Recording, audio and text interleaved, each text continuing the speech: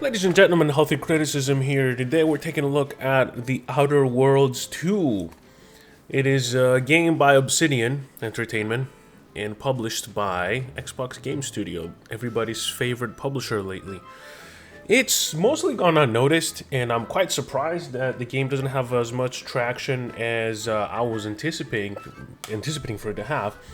It's only sitting at 3,600 reviews on Steam right now, and it's been out since October 29th, so a couple of weeks now, I believe, if I can count correctly, almost a couple of weeks.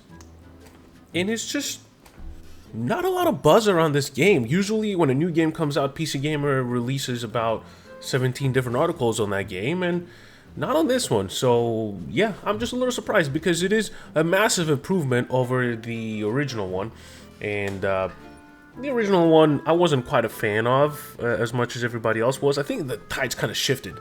I'm a fan of this game. Most people are not. Most people love the original. I couldn't care less about the original for various reasons.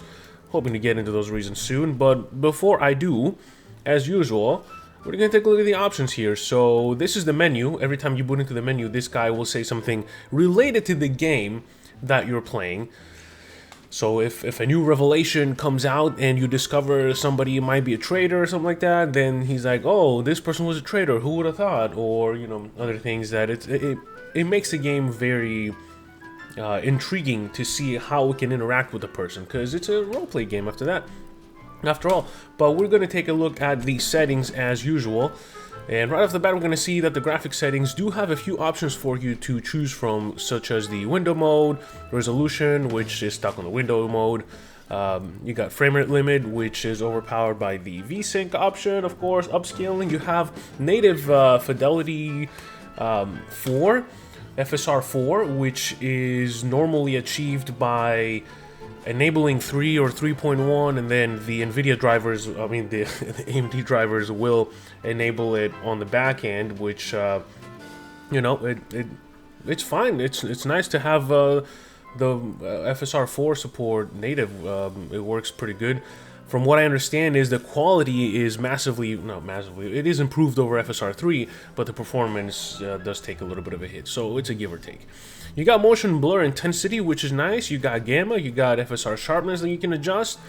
You have the FSR resolution quality, of course, which is, I set it on quality. And you have hardware ray tracing, which absolutely is going to be off for the rest of my playthrough. Now, as you can see here, some of the graphic settings have been reduced to not very high. And I'm going to not beat the dead horse more than it's been abused and dragged through the depths of hell. The performance in the game is kind of shit. It's no secret. If you've seen anything about this game, it's probably that the performance is quite ass, and it's unfortunate, you know. But what are you gonna do? Yes, the game is not optimized very well. It's an Unreal 5 engine game, and it's gonna be a while until this engine is optimized for games. You know, maybe a couple of years until it matures a little bit. But for now, we got quality, which is the overall quality settings here. You got screen effects, view distance, shadows, anti-aliasing. That's going to be as low as possible there. Low for Unreal Engine, as you may not know or may know, is off. Just in case you're wondering, why can I not turn this off? Well, low means off. Textures, which is stupid, by the way. It's really fucking stupid. Just say off, you know? What? It's stupid. Anyway. Textures, visual effects, foliage, global illumination, reflections, crowd density, field of view. At 115, it still feels a little narrow, but you can go all the way up to 134, which is really nice. We're going to stay at 115 here. And visual effects, chromatic aberration is off. Thank the fucking Zeus that you can turn a chromatic aberration off. It is yes, thank you. Thank you, guys. So that's it for the graphic settings, and it's pretty good. Audio, you have master, effects, music, voice, wireless, and menu. Can't ask for much more, honestly. This is pretty good. I like it. Language, you have conversation for, you got subtitles for the conversation, you got bark subtitles, and you have the little nice menu on the side here telling you what each thing means. Cinematic subtitles and audio log content subtitles. I don't know. I'm gonna turn it on. Why is that off? I don't know. Controls, you got aim preference for toggle or hold. I have it on hold. Sprint and crouch preference. That's cool. You know, it has it all the way. The settings menu for this game has been given a lot of thought. It's been very thought after, well thought through, is the expression, I believe. It's nice. I like it, you know. Mouse and keyboard, you have the sensitivity here and the inversion, and then controller, you know, they're differently labeled. Again, like, it's minimum requirements, but they're fucking passing the minimum requirements, and not everybody is, which is really nice. You got gameplay options for general. You have show player helmet, companion helmets. Default will take them off when you're not in the wildlands. Cinematic deaths, which, you know, sometimes if you do a headshot or a cool hit, it will do a slow motion, but it's very rare, which is nice. Motion sickness, which is really nice to have if you have motion sickness. Conversation camera sway, if you can turn that off and on. Very trivial settings, but you can turn them off, which is really nice. Perspective, you got first person, third person, and third person far, third person near, and third person. I've been playing on first person this whole time. I don't really care for the third person. Aim assist, if you turn it on, you're going to have a few options for the aim assist, which I'm not sure if they also apply for mouse and keyboard or just controller. I would assume it works for both. I obviously have it off because I'm playing on mouse and keyboard, but you have aim assist magnetism strength, adhesion strength, friction strength, and ADS snapping strength. So if you aim down the sides, if it's going to go on the enemy or not. So I have those off. There's weapons in the game that you can get that give you that functionality if you'd like for it to be that way. So keep that in mind. There's UI options here. You got text size, enable tutorials, tooltip, a bunch of shit that you can change on and off. A lot. I'm not gonna go through all this shit, but it's a lot of options, and the game really does try to tailor to every personal preference of playing a game, which is respectable to say the least, in my opinion. So, what makes this game better than the original? For me, the first thing that always comes to mind is how many less areas they have where you have to go through a loading screen to access, right? So let me turn this down a little bit because it is loud. So let's say this building right there, this area right here, this building right here, like most of this I haven't traveled because this is a new area for me, but in the past, in other maps, there's only one area, if not just two areas, where you have to go through a loading screen to access. The previous game had a bunch of those fuckers, and it was annoying, you know? But this game has done a much better job at not doing that. So, to me, that's a huge positive. And it really refrains from breaking the immersion of the game way too often. So, I appreciate that. I like that. And I'm going to give it thumbs up on them. The performance has dropped. And probably that's because everything is accessible without having to load. So these guys want to enter here, which is fine, just enter. But I do need to close the fucking door. Can you come here? There we go. I do want to close the door and crouch and steal things, you know? I'm a kleptomaniac in this fucking game. The game does kind of force me to scum save a little bit sometimes, but I don't really reload the scum save, honestly. I just kind of deal with the consequences unless they're really, really bad. So I do like the gameplay. Let me show you the character menu screen here. So you as you play the game, you may have seen that you can get some flaws. If you accept those flaws, then you cannot undo those flaws. So be careful, right? The flaw that I regret picking is easily distracted. Every time you level up, you get one extra point to increase a skill, right? But you cannot increase a skill further than one extra of a different skill. So for example here, my guns are 6. I cannot go to 7 unless everything goes to 7, which is hindering. I like to play my games in a way that kind of helps me bank my points and not put a lot of points into things. I can't really do that anymore because I failed a lot of progression with dialogues and everything because speech level needs to be at 11, right? I'm level 22. I could have been at speech 11, but I can't. I have to level everything up first. which is really, really annoying for me personally. I wish I hadn't gotten that trade. I hadn't picked up that trade. And the game really says, it warns you when you see that trade. It's like, hey, if this is your first playthrough, don't fucking do this. Because it's not recommended. I don't recommend it. Don't do it. If you see this, easily distracted, at least on your first playthrough, don't do it. Some serious repercussions have happened to me because of it and my limitations. So keep that in mind. This is your skill screen right here. You got guns, melee, sneak, lockpick, engineering, explosives, hack. Like, I would never level up explosives to 5. I don't give a fuck. You know, medical, science, observation, speech, and leadership. My background is the renegade, or I think the brilliant. I need 1 less level for checks on lockpicking, hacking, and observation, which fucking whatever. It is what it is. I still haven't been able to access a lot of lockpicked rooms because it needs 8 or 7, and I'm always 1 under of what it fucking needs, which is really frustrating. These are your perks. You get a perk point for every 2 levels that you gain, and sometimes in dialogues you need a perk check. So for example, I've had a lot of perks that needed the psychopath trait. I don't really like what it gives me, so I haven't picked it up, for example, but I have 3 right now kind of available just in case I run into a conversation that needs one of these perks, right? So I'm kind of skipping this and banking, because you do get a lot less perk points than you do skill points. So, you know, you can level that up as you please or whatever. Restricted access, you can access the restricted inventory of vending machines. I might do that, you know, just why not? Maybe vending machines will have some kind of cool... fuck it, I'll do it right now.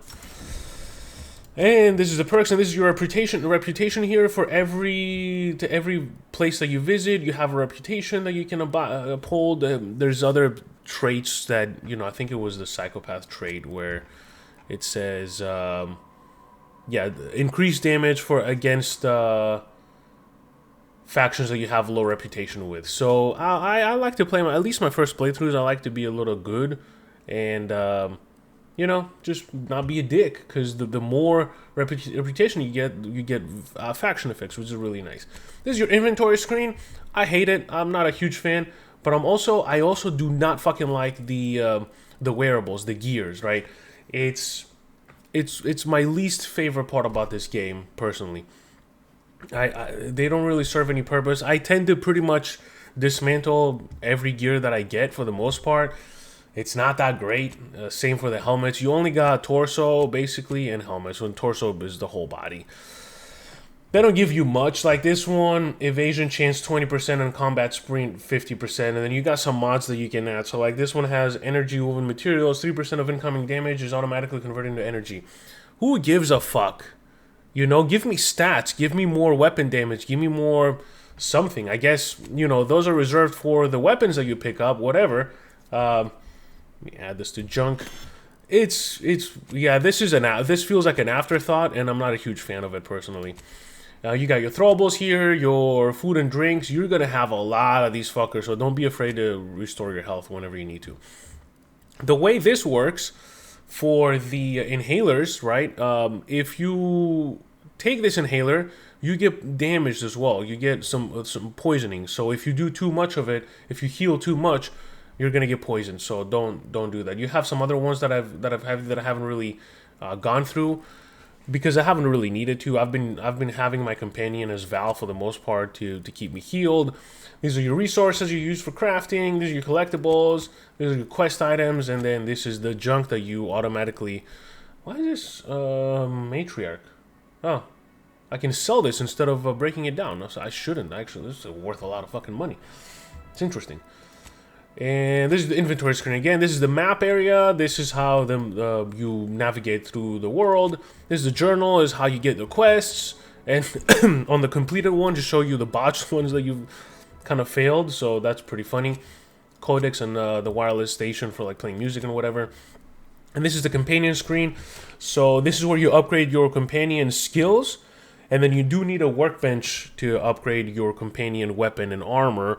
Or if you have one of the companions with you, they can actually act as a bench anywhere you are. So this one, Aza's companion ability now inflicts stun rather than stagger.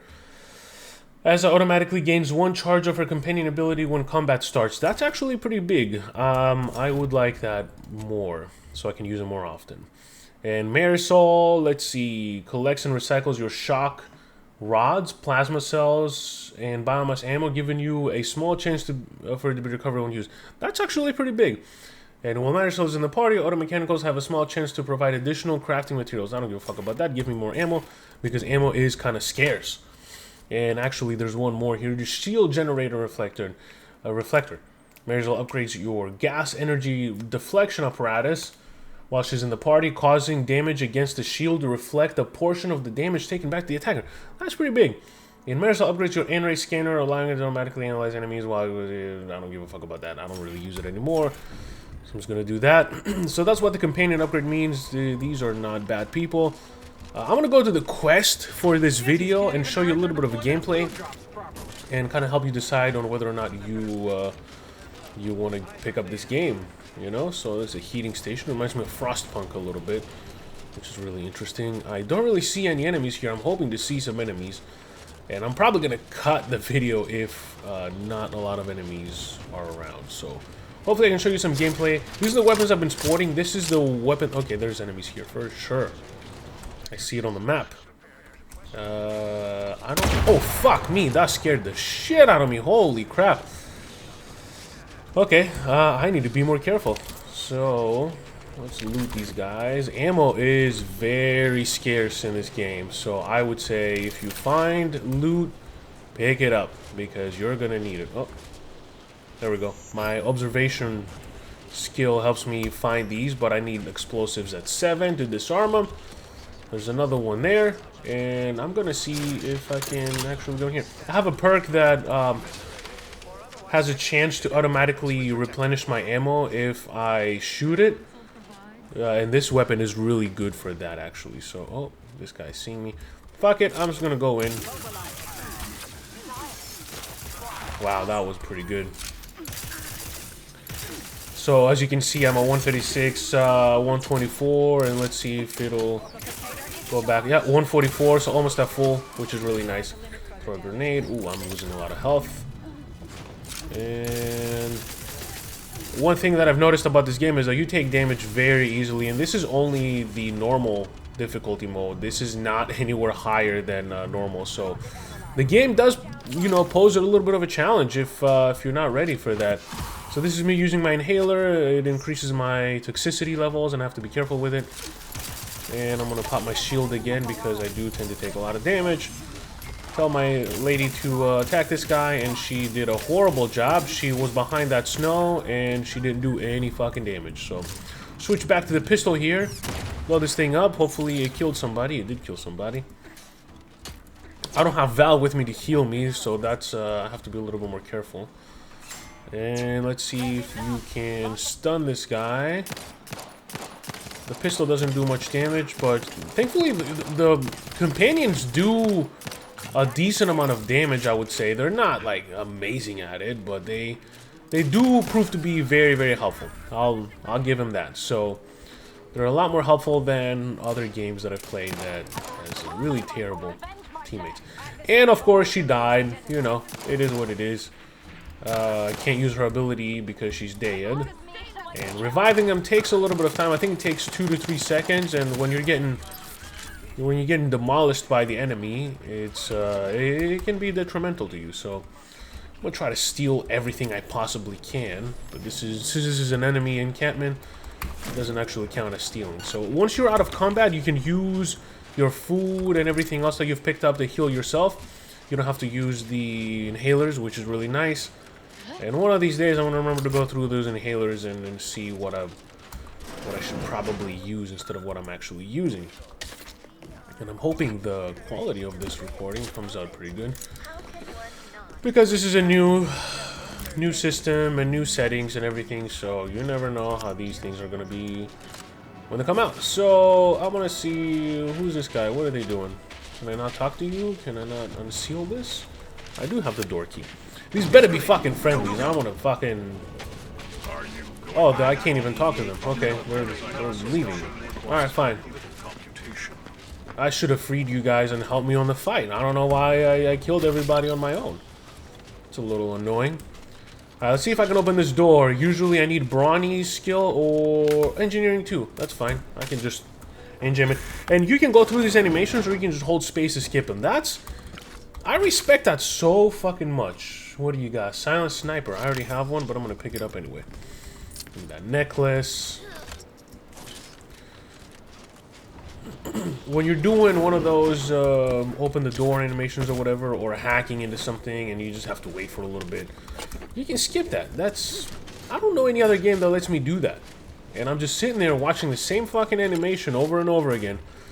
Notoriously, ooh, see lockpick 17. I could have had lockpick 17 here if I wanted to. But I don't.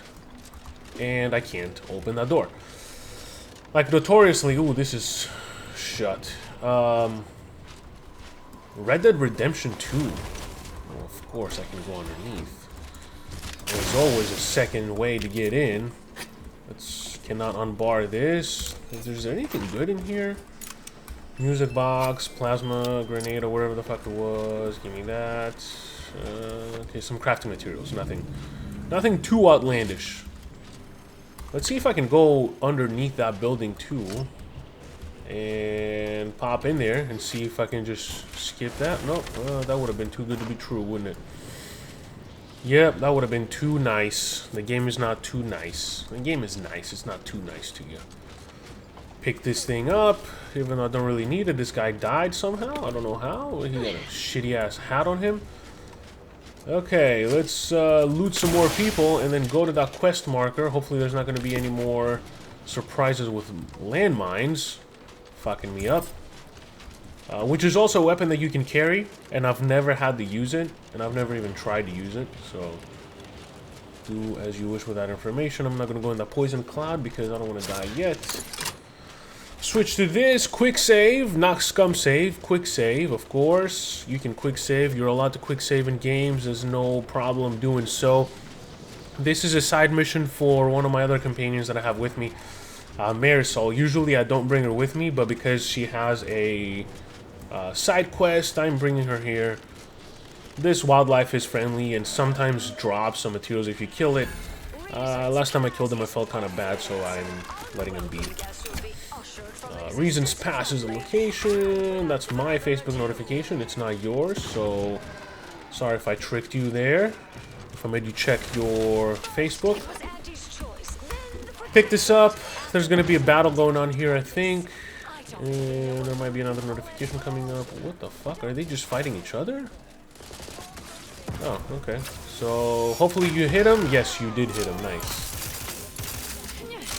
So, this one that keeps dying is actually a melee damage ally. So, that's why she's in the fray a lot. So, okay, here we go. This guy's dead. Pop my shield. That's another Facebook notification from me, not from you. But I'm hoping that I did trick you a little bit because it's gonna be funny. That being said, let me show you this menu here. If you click the middle button, you can go through your weapon choice and shows you how much ammo you have for each weapon. Your throwables, if you want to do a distraction device or explosive grenade or something. I'm sure there might be more coming up. I'm only about, I don't know, fucking the 5th planet that I visit, so I don't know how much more gameplay I have, but I've been playing a lot. I have a lot of hours in this game. This is the N-ray scanner. You need it to see things that are not visible with the naked eye. This is the shield, basically, that I pop when I press Q. This is the dematerializer. If you kill somebody and you want to hide the dead body to prevent it from being detected, this is what you do. You can also throw it on enemies and poison them a little bit. And this is a time slow down, time dilation gadget, so I don't use that. I just pretty much use the shield for my entire gameplay. Alright, let's see if I can talk to these people in here. Somebody was in here shooting at people, I believe. Nope. Where is this person? Let me switch to my... I know this mouse work is probably going to be too much but I cannot help myself. I need to get through this before the video gets too long, because I'm at 24 minutes already. Let's see if I can find this person to talk to them. There you are. Let's hear some voice acting, shall we? I thought I would never see you again. It's been what? 19 years? 20? 21 years, 5 months, 6 days. I've kept up on a few former colleagues. A few? Right. You retain a different admirer in every port, I'm sure. And on that note, I want to say that some of the dialogue options are quite hilarious that you can do. Oh, wait. Your character obviously doesn't have any voice acting, but Nope. you get to roleplay in your head. Yes. Let's cut to the chase and see, let them talk. My research And one thing I like about this game is how it interacts with the player. Hold on.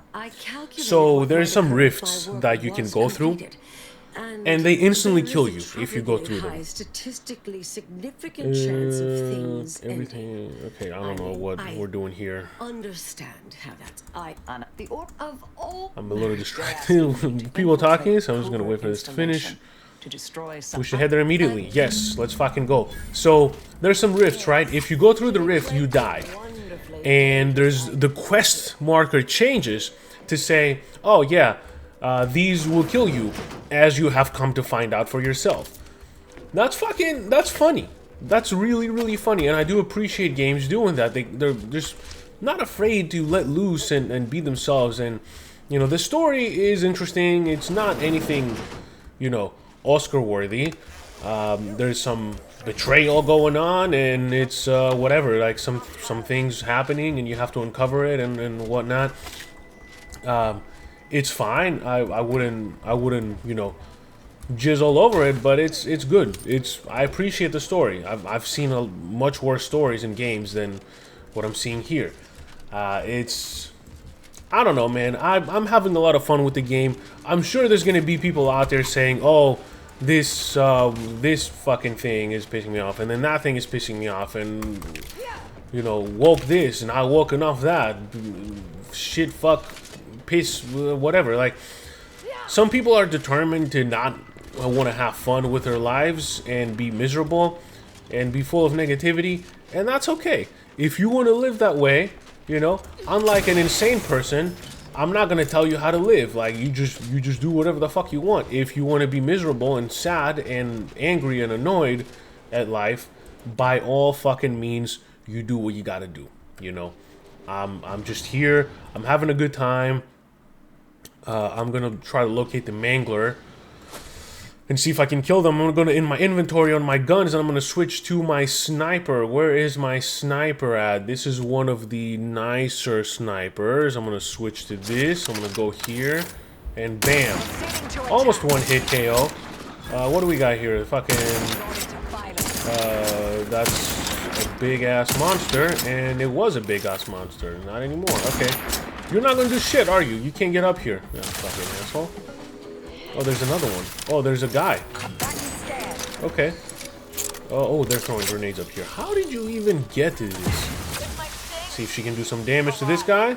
Nope, she did not. That's pretty fucking frustrating. Let's try it again. Get out of there. Oh, there we go. Fucking finally did it. Alright. You get down there as well. Stun him so I can do a little bit more damage. And then bam. Now, how do I get down there without killing myself? Fall damage is a big deal in this game, so be careful. You do have a double jump that you acquire in the first ever map that you land in. So please, by all means, do not neglect getting the double jump. And it's quite easy to miss. If you want to find out how to do it, I'm sure Mr. Google University will help you out on that one. But it's the double jump boots are very, very important, so do not skip them. So let's see if we can loot some ammo here. Sure, I'll see if you have anything on you. You do have something on you. Okay, and then we're gonna go to the mangler, and we're gonna end this video because it's at 29 minutes. It's quite a lot of minutes, you know. I'm not gonna loot you. I don't care. This is probably where I'm gonna end it, if especially if there's no if there's no firefight. I see a lot of dead bodies, so I'm kind of confident there's gonna be something going on here. I'm gonna quick save. There's the mangler. Holy shit, you're big. God damn. Holy. Okay. Quick save. And what weapon do I want to... I'm gonna switch back to this. And actually, you know what? The plasma SMG is pretty nice. I'm gonna switch to that. So I'm gonna switch to the plasma SMG, and then I'm gonna switch to my second weapon when it's time. So there we go. I wish I had the V ability. And okay, here we go. We're actually doing some decent damage. Switch to this. Electrocute them. Here we go. Ah, fuck. Give me that. Okay, he's done. He's gone. That was easy. Best. Oh, fuck, I'm gonna die. I'm gonna fucking die. Not as easy as I thought it would be, maybe. Okay, here we go. I wish I had Val with me to heal me up, but I don't need her. Okay, everything is dead. That was it. And now we can heal with the food. Okay. Alright. That's how we do it here. What is this? Anti-choice supply crate. I'm sure there was a side mission for that. I'm gonna loot this big guy. He didn't do shit. That was embarrassing, dude. He was just sitting here doing nothing. Alright, Verglass. What's pupil? Why are you taking his eyes? And carcass. There you go. This is Outer Worlds 2. Obviously, this is one of the main planets that you go to. I think this is the 5th planet I visit. There's a lot of game here. This game is 70 bucks. It's a lot of fucking game, and it's also a lot of money. So, should you pick it up? It wouldn't be the worst game that you pay this much money for. You know, there's... I mean, the original Red Dead Redemption remaster came out on PC at like, what, 50 bucks? That was a waste of money. If you were gonna spend 50 bucks or that, or 70 bucks at this, I'd pay the 70 bucks on this. Hands fucking down. Absolutely would. I think this is a decent game. I am surprised to see it not be as successful as I thought it was gonna be. There is some stealth, of course, too. Let me reload my flame SMG here. Let me switch my weapon back to the one that does a lot of damage. Where is it? Where is it? Where did I put it? Let's go by value. Here we go. This guy does a lot of damage. So it's $70. I don't think games should be costing this much, personally. I wish we can go back to the $60 price tag. Oh my god, he got demolished. Jesus. I am not a fan of the $70 price tag, but I don't have any control over it. You know, if a game is going to be $70, it better have as much content as this does. That's my final thought on this, you know. Is it a lot of money? Sure, but it almost justifies it, so I would say I can forgive it.